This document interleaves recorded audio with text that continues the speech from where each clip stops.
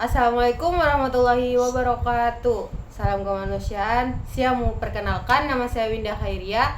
Saya dari program studi pendidikan guru Madrasah Ibtidaiyah Fakultas Ilmu Tarbiyah dan Keguruan Universitas Islam Negeri Sumatera Utara, Stambuk 2023-2024 dengan NIM 0306232189. Baik, di sini saya akan menjelaskan tentang kepemimpinan. Nah, kepemimpinan adalah proses mempengaruhi dan mengarahkan individu atau kelompok untuk mencapai tujuan bersama. Dalam konteks organisasi, kepemimpinan berperan penting dalam menentukan arah dan keberhasilan suatu tim atau organisasi. Selanjutnya saya akan menjelaskan tentang konsep kepemimpinan, termasuk jenis-jenis, teori, keterampilan, dan tantangan yang dihadapi oleh kepemimpinan.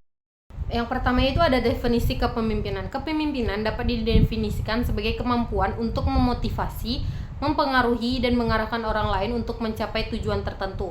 Pemimpin tidak hanya harus memiliki visi yang jelas, tetapi juga kemampuan untuk berkomunikasi, membangun hubungan, dan mengatasi tantangan. Yang kedua itu ada jenis-jenis kepemimpinan. Kepemimpinan dapat dikategorikan ke dalam berbagai jenis, antara lain yang pertama itu ada kepemimpinan otokratis. Kepemimpinan ini pemimpin membuat keputusan sepenuhnya tanpa melibatkan anggota tim.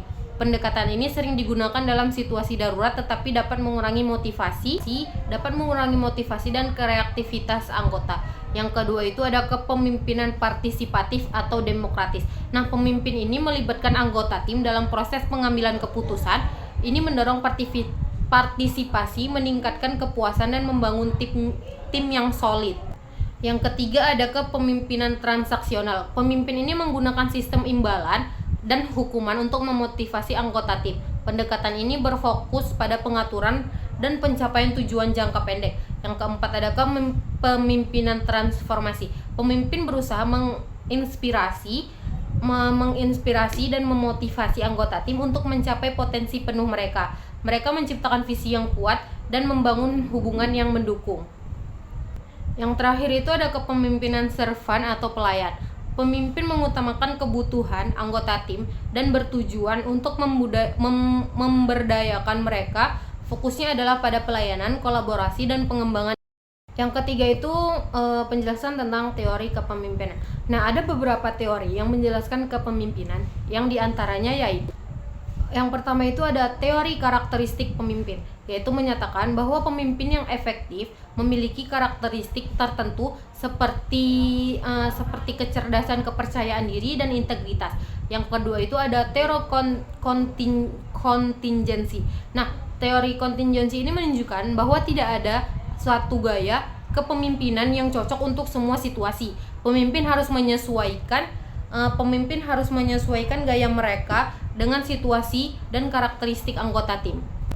Yang ketiga ada teori jalur tujuan.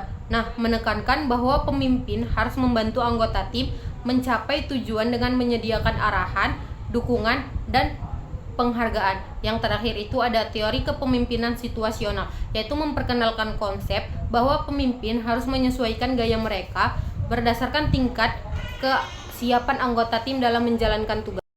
Yang keempat itu adalah keterampilan kepemimpinan. Beberapa keterampilan kunci yang diperlukan untuk menjadi pemimpin yang efektif antara lain yaitu yang pertama keterampilan komunikasi, yaitu kemampuan untuk menyampaikan informasi dan mendengarkan secara aktif.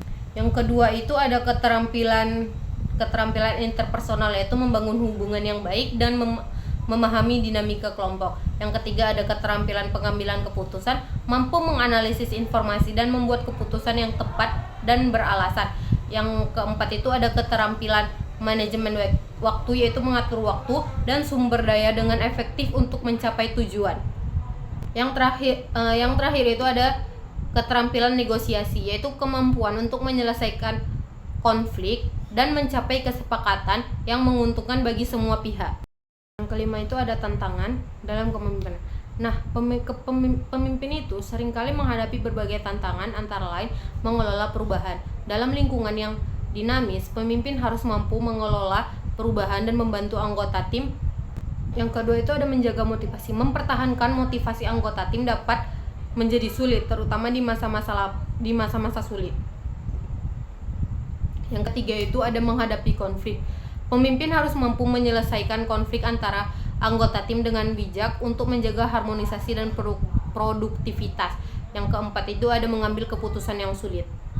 Pemimpin sering dihadapkan pada keputusan yang kompleks dan harus mempertimbangkan berbagai aspek sebelum mengambil tindakan. Kesimpulan dari materi kepemimpinan ini ada kepemimpinan adalah aspek krusial dalam mencapai tujuan organisasi dengan memahami berbagai jenis kepemimpinan. Teori keterampilan dan tantangan yang dihadapi individu dapat mengembangkan keterampilan kepemimpinan yang efektif.